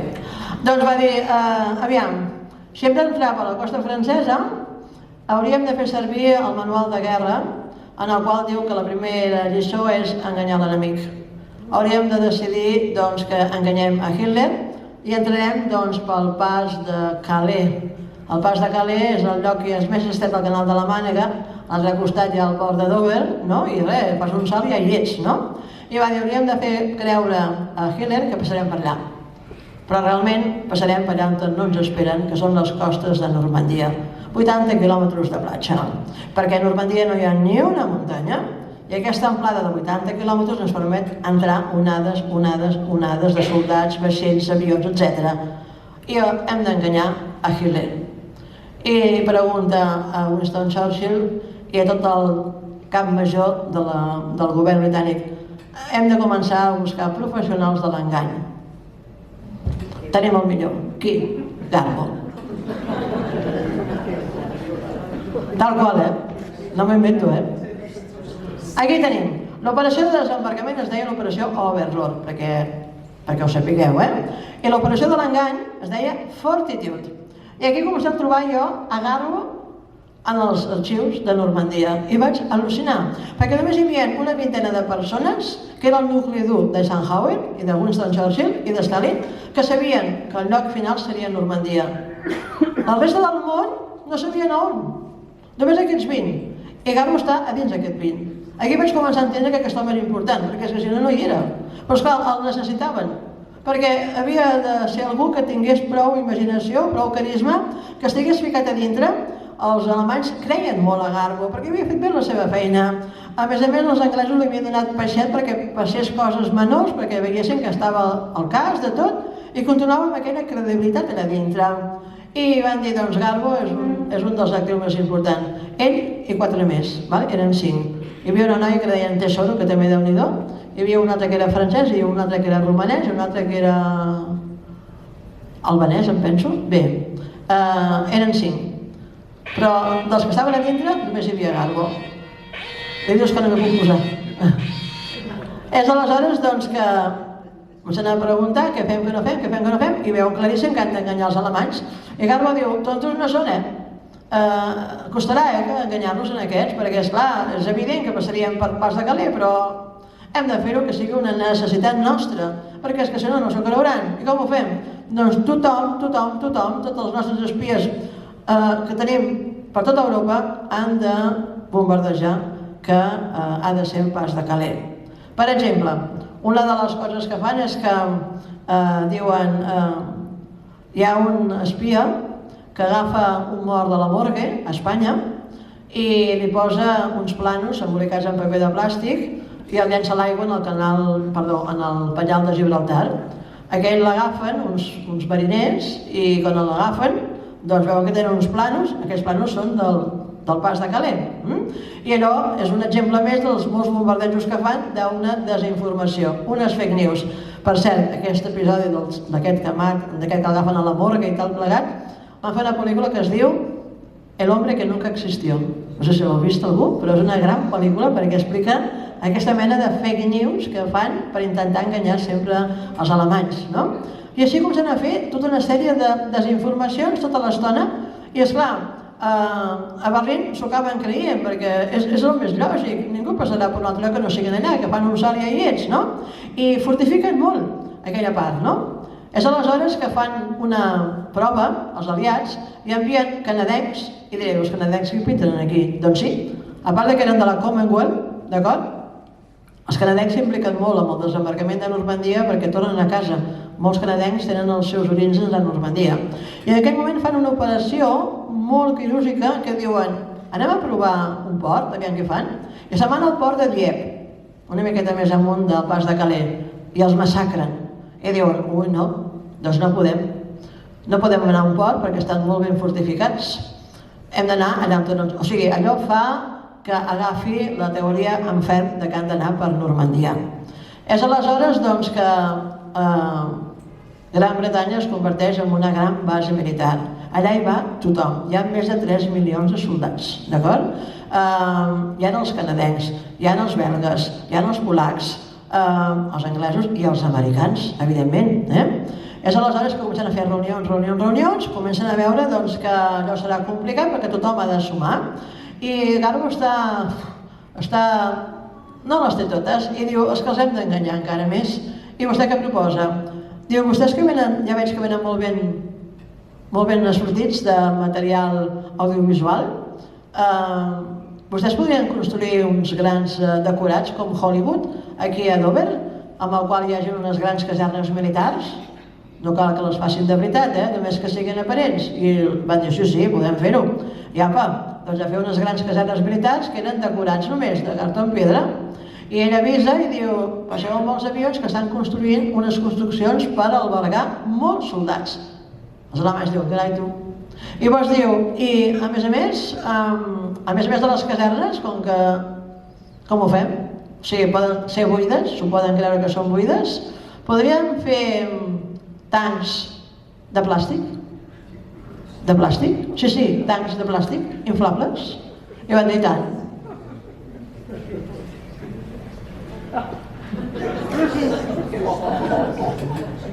Jo quan vaig veure la foto vaig pensar, o he begut massa perquè vaig pensar, com és possible? Jo això no ho sabia, que havien fet tancs inflables. 5.000 tancs inflables. I va dir, poden fer camions inflables?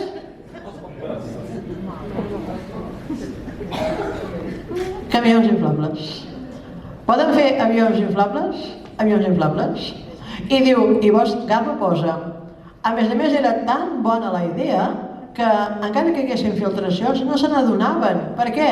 Diu, perquè aquestes coses inflables arribaven desinflades a Anglaterra amb caixes i s'inflaven a dins les casernes. Jo això ho he vist, en els museus de Normandia es veuen que treuen les caixes i allà amb una mànega van inflant aquestes coses, d'acord? I esclar, les treien a fora ja fetes. És com quan compres un moble Ikea i veiem la caixa i l'has de muntar a casa. És que ningú sap que has comprat un moble d'Ikea fins que no entren a casa teva, m'enteneu?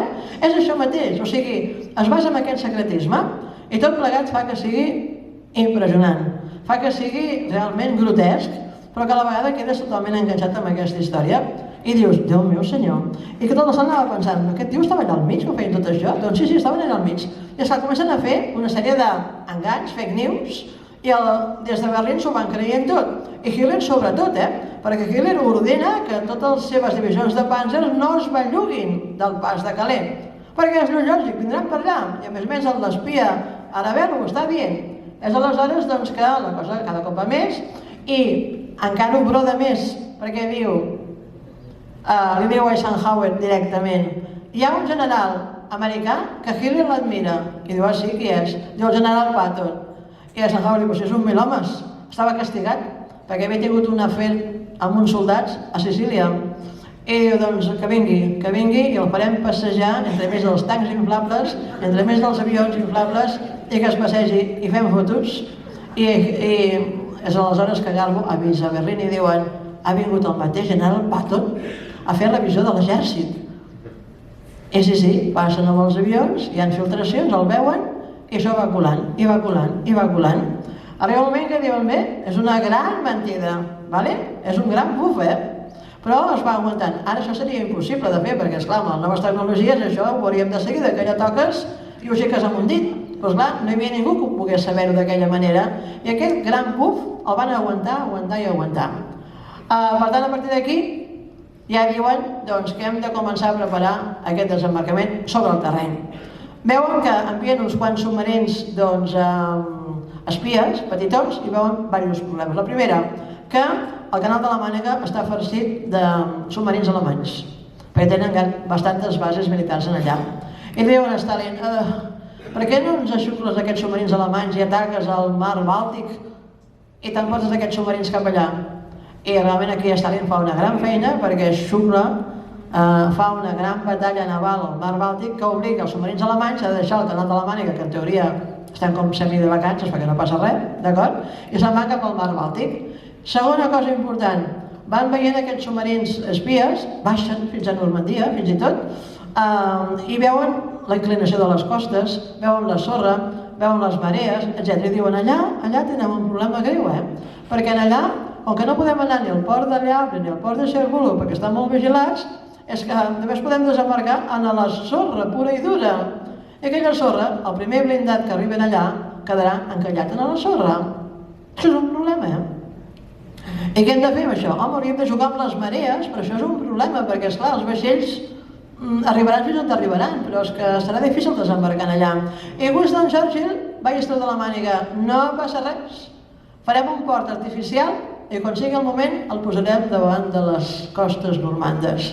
Diuen que Eisenhower va dir, deixeu-ho dir, però no, s'ho agafa en sèrio.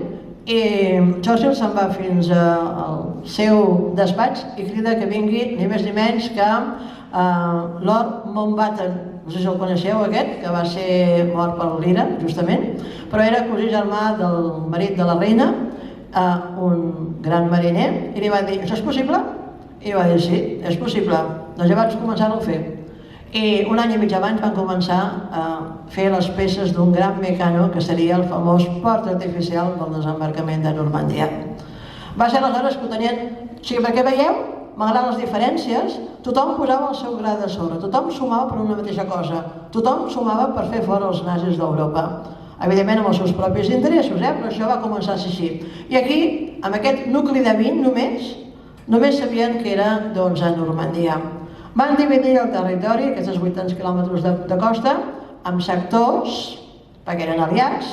El sector més occidental seria dels americans, que serien les platges de Utah, d'Omaha, al mig hi hauria la platja central, que és on tenia el port artificial, perquè havia d'estar al mig dels 80 quilòmetres per abastir tota la costa.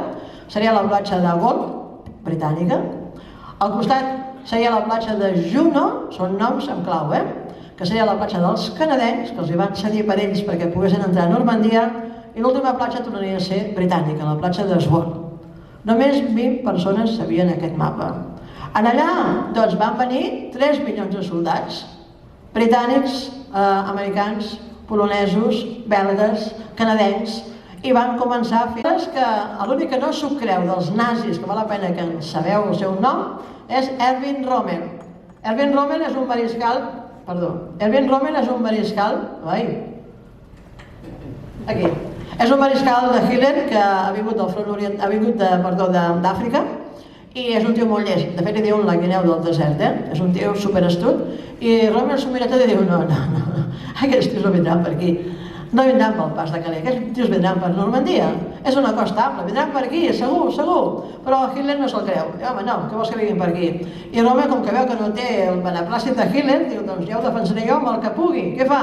Doncs posa mines a les costes, posa aquests pals que en diuen les estaques de Rommel, i fa una cosa important, molt bona, que és que inunda Normandia, obre totes les rescloses que pot dels canals, inunda Normandia convertint-la en un gran aiguamoll. L'aigua sempre ha sigut una arma de guerra. Ho va ser-ho, per exemple, en Franco, quan va obrir les comportes de l'Ebre, d'acord? Ho va fer-ho Putin, no va pas massa, quan va obrir aquella presa d'Ucraïna, us en recordeu, fa poc, d'acord? I aquí Erwin Rommel inunda Normandia i diu, si venen avions des de dalt els paracaigudistes, hauran de saber nedar mentre es treuen el paracaigudes. Fa el que pot, pobre home, però no és suficient, perquè a l'altra banda de l'Atlàntic, a Anglaterra, allà s'estava jugant una gran maquinària de guerra. S'ho miren tot i diuen, bé, comencem a mirar, no podem tardar massa, perquè aquí l'hivern vindrà ràpid i aquí al canal de la Mànega serà impossible, perquè allà hi ha unes turbulències brutals. Miren, remiren, marees, llunes, costes, tal qual, i diuen, el 5 de juny és un bon dia, per les marees i per tot. 5 de juny, dia D. I, vale, molt bé, tothom en marxa, tothom a punt, ningú sabia res encara que anaven a Normandia, només aquests 20, però llavors faltaven 5 dies pel 5 de juny i ve doncs, el meteoròleg britànic i els tira un gerro d'aigua per sobre que els diu el 5 de juny plourà. I home, plourà.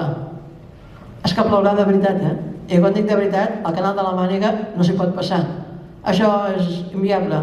I li diu a Eisenhower, si vostè vol que els seus soldats morin per la llibertat d'Europa, haurà d'esperar.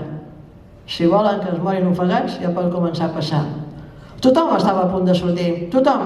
A més, tenien, fixeu-vos-hi bé, 6.700 vaixells de guerra preparats. I perquè, com que no volien explicar on anaven fins l'últim dia, els van concentrar tots en el canal de la Mànega, al mig del canal. Tant podien anar cap amunt com cap avall. I el nom clau d'aquest enclavament de tots els vaixells, que és que era una munió de vaixells, li va posar el nom clau de Picarilla Circus. Perquè més gent no podia haver-hi allà. Estaven tots a l'aigua i clar, com ho fem això? Garbo diu, és que no sortirà bé això, perquè és que allò s'acabarà sabent que allò és de plàstic, allò s'acabarà sabent, i tothom allà patint. Finalment Eisenhower diu 24 hores i aviam què passa. Diu que aquella nit Eisenhower va fumar 5 paquets de paquets de cigarros perquè no podia més, i finalment el pobre Stack, que és aquest senyor d'aquí, va aparèixer i li va dir a Eisenhower, miri, hi ha una possibilitat d'una finestra de bon temps pel dia 6. I li diu, garanties? Crec que sí. I llavors Eisenhower diu, som-hi. Agafa tots i diu, comencem. Hi ha una frase molt maca que Eisenhower va pel campament amb Churchill, amb el seu puro, i li diu, hi ha tantes coses que han de sortir bé que no ho veig clar. I li diu, vostè ho veu clar això? I Churchill li va dir, no ho veig clar, però s'ha de fer. Una frase molt maca.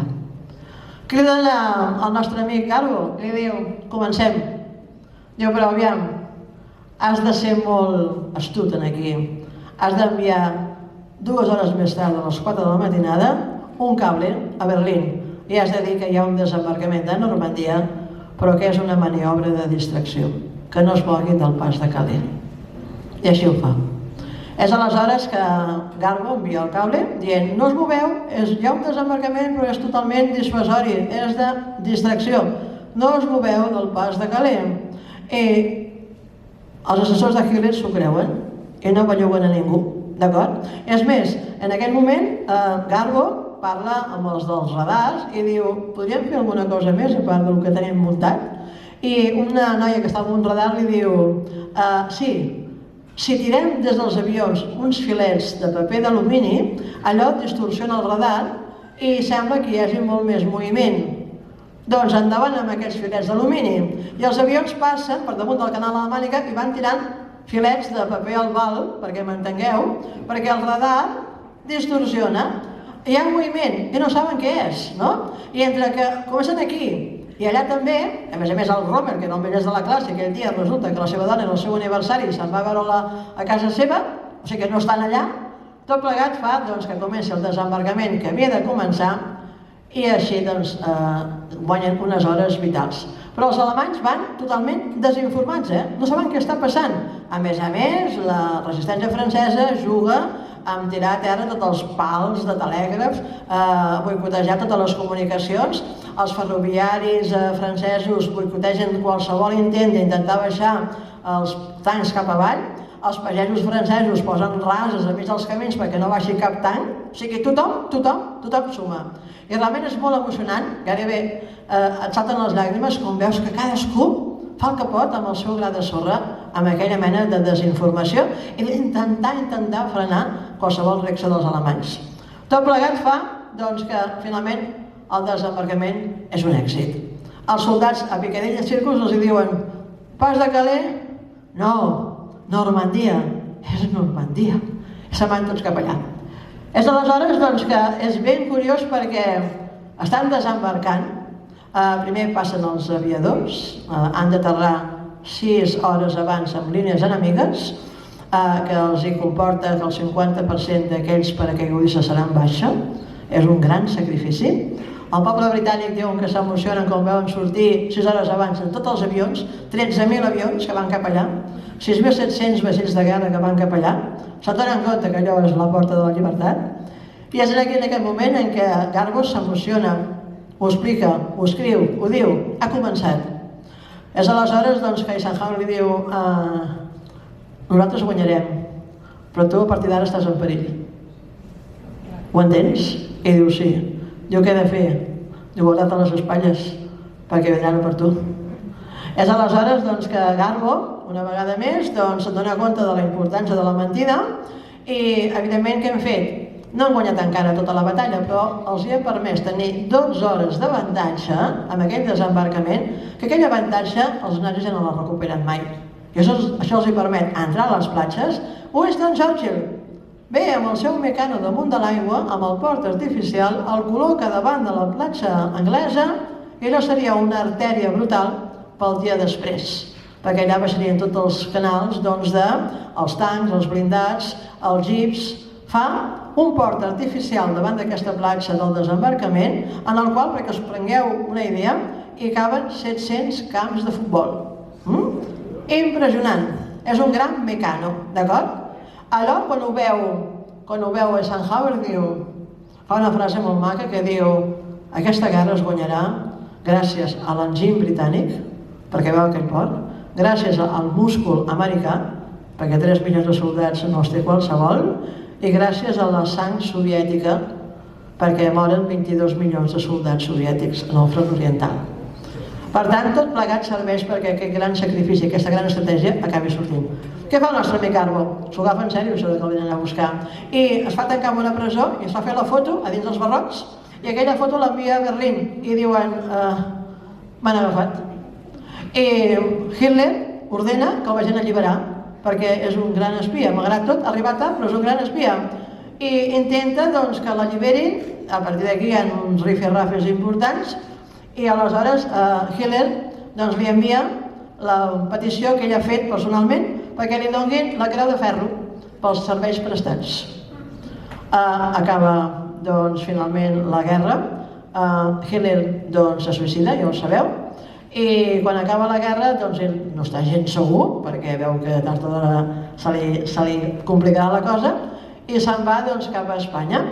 A Espanya diu que sempre mira pel retrovisor, perquè diu segur que sempre hi ha algú que m'està seguint, però té, diguem-ne, la Creu de Ferro de Hitler, que en una Espanya franquista allò la vala bastant, perquè clar, diguem-ne que va ajudar els nazis, no? Però tot i així no està gens segur. Té por, molta por. I què fa? Doncs se'n va a Venezuela. I direu, Venezuela per què? Doncs home, perquè ja havia après l'anglès i se'n va amb una plataforma petrolífera enmig del mar, perquè diu que allà si vol algú buscar-lo el veurà venir. Perquè és l'única manera de poder estar segur, perquè té molta por aquell home, no? S'estan allà i llavors no les té totes. I amb un viatge que fa a Espanya, perquè la seva dona vol tornar a Espanya, perquè ella, la Cèlia, diu que està fins aquí de la plataforma petrolífera, la torna cap a Espanya i ella aprofita per anar a Mallorca. Per què va a Mallorca? Perquè allà hi ha el seu gran amic, el Harris.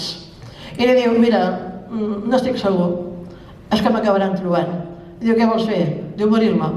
I ja li porta l'esquela impresa i li diu, publica aquesta esquela, m'he mort.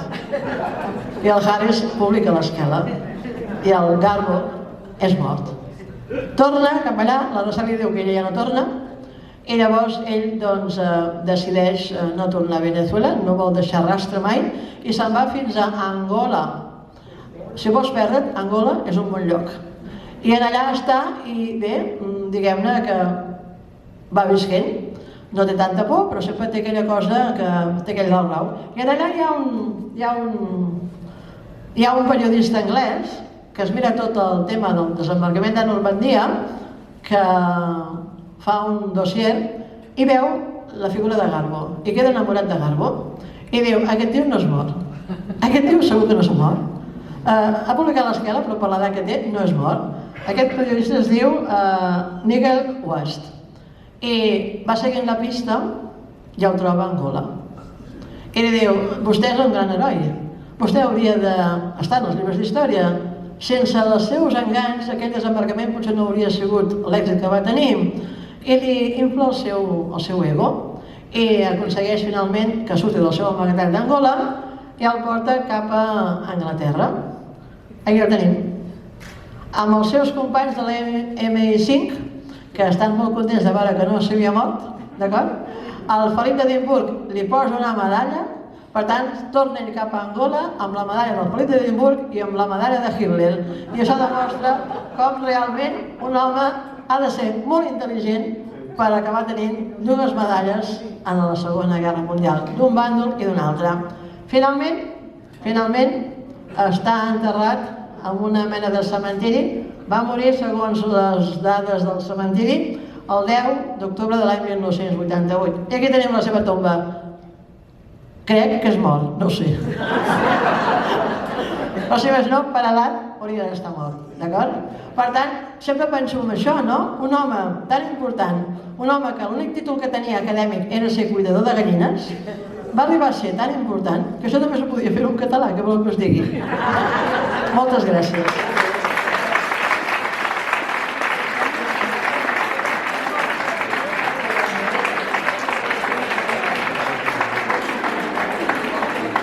Si hi ha alguna pregunta?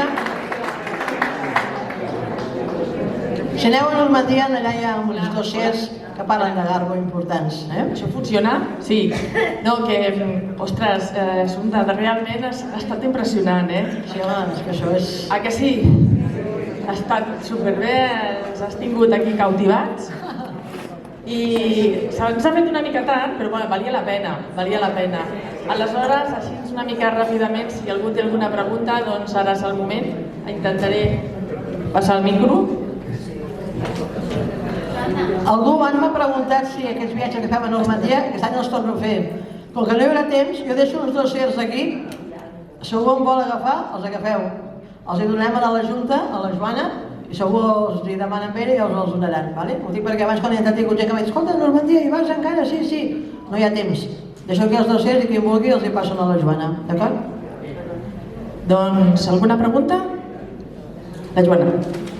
No és cap pregunta, només dic que si algú té ganes d'anar-hi, sí. Que nosaltres, 3 persones de la Junta hi vam anar i va ser un viatge impressionant també, sí, perquè sobre el terreny aquell port és brutal, és completament emocionant. Sí. Espera, un segon. Felicitats, Assumpta. Gràcies. Brillant. Escolta, no, només saber si s'ha fet alguna pel·lícula sobre el Garbo. Mira. O els llibres que s'hagin fet sobre el Garbo. Garbo n'hi ha molts, Hi ha un llibre que l'ha fet aquest periodista, el Weiss, no? Que està en anglès però que el pots comprar a Amazon, estan allà, Si entres al meu Instagram, d'ahir crec, en la segona foto hi ha la portada del llibre.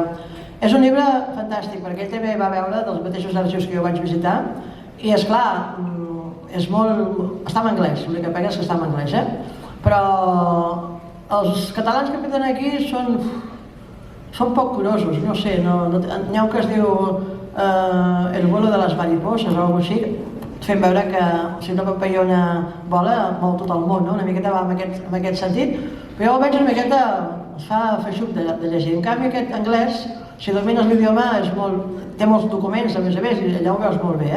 Hi ha un documental que va fer TV3, que es deia Garbo, no sé què més, algú l'ha vist? És un documental que a mi em va semblar també una miqueta espès pel que és el tema, no? Jo sempre l'altre dia deia amb un productor de cinema, dic, és que no cal ni tenir guionista, si el guió ja te l'ha fet ell. Vull dir, només has de filmar i prou, no? Però és ben curiós perquè aquí és un personatge que és... O sigui, és tan rocambolesc que això li fa perdre credibilitat històrica, saps? Perquè, clar, una de les gallines, una tal i qual, diguem-ne que aquí perd la seva credibilitat perquè ell és tan friqui que li fa perdre aquest rigor. En canvi, quan vas a fora, fa poc va venir un amic meu que havia estat a Noruega i diu, he anat a Narvik, perquè a Narvik hi ha un cementiri dels aliats, I li vaig dir, ja estàs allà? Mira el cementiri que hi ha, què tal està. Diu, saps allà en un museu que hi he vist? Diu, Garbo. Dic, està allà? Diu, sí. A Narvik parlen de Garbo. Ostres. I en canvi aquí, heu vist alguna vegada Garbo en algun museu? No. No està enlloc, no? I repeteixo, el ser tan friqui potser li resta credibilitat històrica. Jo també me'l mirava així una miqueta volent dir, bueno, vale, un personatge histriònic, Però quan el vaig veure en els arxius, i vaig veure sobretot que formava part d'aquest nucli tan dur de Eisenhower, clar, allà no anava qualsevol, d'acord? I aquí és on em vaig donar compte de la magnitud de la seva figura. El que passa que el personatge és histriònic, Perquè esclar, dius, vull ser espia... D'acord? Bueno, potser també els alemanys deurien pensar, bueno, els espanyols són tots uns garrulos, i potser se'l deurien creure per això, també. Sí, perquè a més va crear aquesta xarxa, que jo quan la vaig dibuixar de la xarxa, vaig començar a veure com realment havia sabut vestir el seu perfil. Era molt hàbil, no? I jo en una classe d'història, amb uns alumnes meus, els vaig fer una rèplica de Garbo. I vaig al·lucinar, perquè hi havia alumnes que em van fer, amb les notícies del dia aquell, nostres, van crear un estat d'excepció, no?, del que podia passar, i realment, si tens pesquis, si tens idea i tal, evidentment saps crear una notícia falsa. D'acord? Les notícies falses són molt fàcils de fer. I aleshores, doncs, aquests alumnes meus van fer una recreació d'un atac nuclear basat en notícies d'aquí i d'allà. Ara és Putin, ara agafa Corea del Nord, d'acord? I clar, jo em vaig espantar, perquè vaig dir, tot el que escriu aquí pot passar, perquè, esclar, com van dir, hi ha 10.000 soldats a Corea del Nord que se'n van amb Putin, que se'n van directament a Ucraïna, i Donald Trump doncs s'acabarà guanyant les eleccions, i la Xina voldrà entrar, i des d'Israel tenen l'Orient Mitjà agafat, vaig dir, quin puzzle! M'enteneu? I van fer una sèrie de treballs que van fer uns informes basats en les notícies d'aquell moment, que era feia por, però que podia ser ben real. És el que feia Garbo. I llavors posava notícies que ja havien passat més o menys, perquè donés més credibilitat, i ja ho tenia. Llavors era hàbil amb això. I suposo que devia ser un encantador de serps, perquè realment havia de seduir.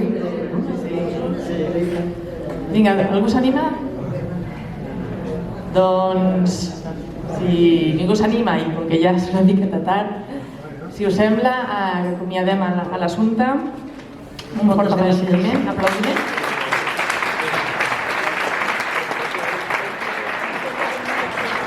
I recordeu que la pròxima conferència serà la setmana que ve, com us deia abans la Joana, vindrà